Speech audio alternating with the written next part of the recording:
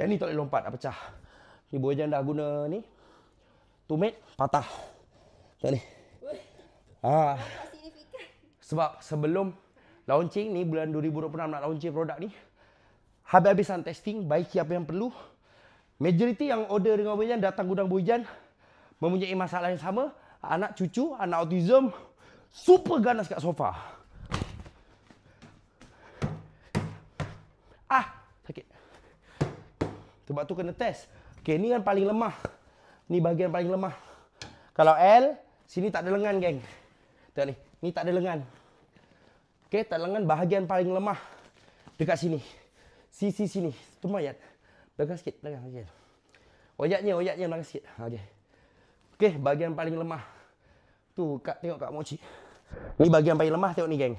Sebab dia tak ada lengan macam ni. Bila ada lengan macam ni, dia kuat lah kan. Contoh di terajang. So yang ini untuk testing. Yang tak pandang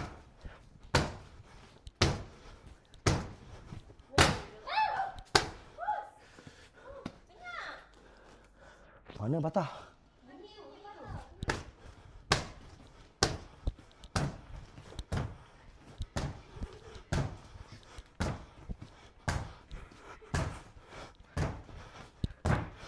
Apa nak patahkan?